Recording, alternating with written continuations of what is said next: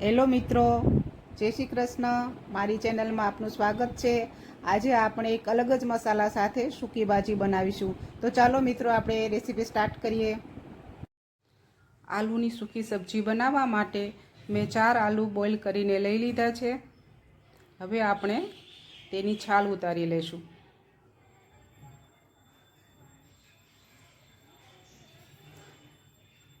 છાલ ઉતાર્યા બાદ આ રીતે મોટા મોટા પીસ કરી લેવાના છે. આલુને બોઇલ કર્યા પછી થોડા ઠંડા થવા દેવા જરૂરી છે, કારણ કે જો ગરમ ગરમ આલુના પીસ કરીશું તો એ પીસ બધા ભાંગી જશે. આ રીતે પીસ કરી લેશું. આપણે મોટા મોટા પીસ કરી લીધા છે. હવે આપણે એક મસાલો તૈયાર કરવાનો છે. તેની માટે મેં આ 3 વસ્તુ લઈ લીધી છે. આ 3 વસ્તુને થોડી મોટી મોટી કટિંગ કરી લેશું, જેથી પીસવામાં થોડી સરળતા રહે.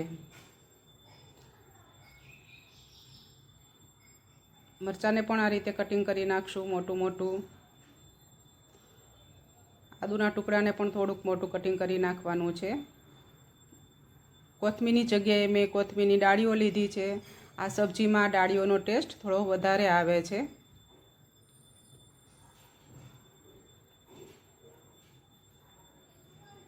હવે આ બધાને એક ખલમાં પીસી લેવાના છે.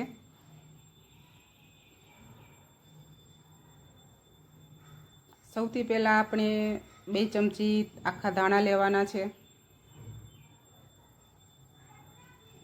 1 ચમચી આખું જીરું લીધું છે. હવે આ મસાલાને સૌથી પહેલાં આપણે પીસી લેશું. આ રીતે થોડી વાર પીસી લેશું. હવે કોથમીર મરચાં અને આદું નાખશું, તેને પણ પીસી લેવાના છે.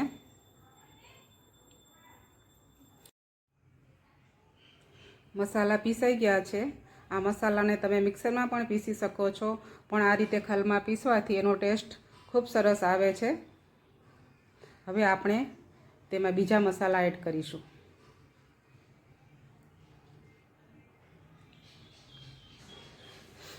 બે ચમચી મરચું લીધું છે.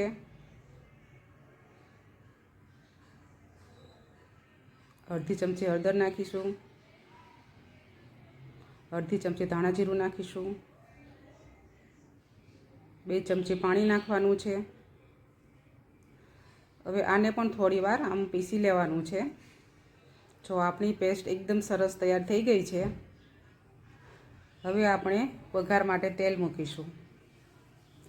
તેલ ગરમ થઈ ગયું છે.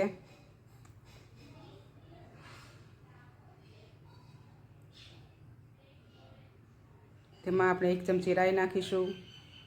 1 ચમચી જીરું નાખીશું. 1 ચમચી હિંગ નાખીશું. 2 સૂકા મરચાં અને 1 તમાલપત્ર નાખીશું. આ બધાને આ રીતે હલાવી લેવાનું છે.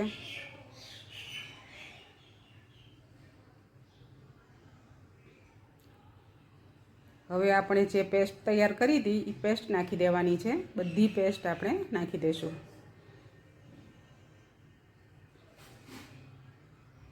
હવે આ પેસ્ટને એકદમ સરસ હલાવી લેવાની છે. ગેસની ફ્લેમને થોડી ધીમી કરી દઈશું. આ રીતે હલાવતા રહેવાનું છે.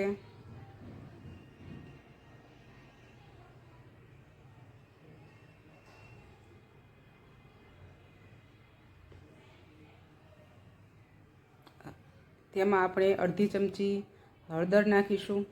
અડધી ચમચી મીઠું નાખીશું. તેને પણ એકદમ મિક્સ કરી લેવાનું છે. આ રીતે મસાલાને ધીમે ધીમે હલાવતા જવાનું છે. મસાલા એકદમ વ્યવસ્થિત ચડી જાય તો જ સબ્જીમાં સારો ટેસ્ટ આવે છે. આ સબ્જીમાં આ મસાલાનું જ મહત્ત્વ હોય છે. આ રીતે તમે મસાલો તૈયાર કરશો તો આ સૂકી સબ્જીમાં ખૂબ જ સરસ ટેસ્ટ આવશે. જો મિત્રો, આ સબ્જી એકદમ મસાલેદાર અને ટેસ્ટી બને છે. તમે પણ જરૂર ટ્રાય કરજો. સબ્જીને થોડી સ્પાઇસી જ બનાવવાની હોય છે. મેં 4 લીલા મરચાં લીધેલા હતા. ઉપરથી 2 ચમચી સૂકું મરચું પણ નાખેલું છે. આ રીતે આપણે હલાવતા રહેવાનું છે. હવે જુઓ મિત્રો, આપણા મસાલા એકદમ સરસ ચડી ગયા છે. તેલ પણ છૂટું પડવા માંડ્યું છે. હવે આપણે તેમાં બાફેલા બટાટા નાખવાના છે. બટાટાને આ રીતે મસાલામાં મિક્સ કરી લેવાના છે. બટાટામાં બધો મસાલો સરસ વ્યવસ્થિત ચડી જાય ત્યાં સુધી આપણે મિક્સ કરીશું. જો બધા મસાલા બટાટામાં ચડી ગયા છે, આપણી સબ્જી તૈયાર થઈ ગઈ છે. આ સબ્જી ખૂબ જ સરસ અને ટેસ્ટી લાગે છે. આ રીતે બનાવશો તો બધાને ભાવશે, ટેસ્ટ પણ સારો આવશે. આ સબ્જીને તમે રોટલી, પૂરી અને પરાઠા સાથે ખાઈ શકો છો. ઉપરથી ચાટ મસાલો ભભરાવીશું, અડધું લીંબુ નીચવીશું. જો મિત્રો તમને મારી રેસીપી પસંદ આવી હોય તો મારી ચેનલને લાઇક, શેર અને સબસ્ક્રાઈબ જરૂર કરજો. આવતા વિડીયોમાં ફરીથી મળીશું. આવજો.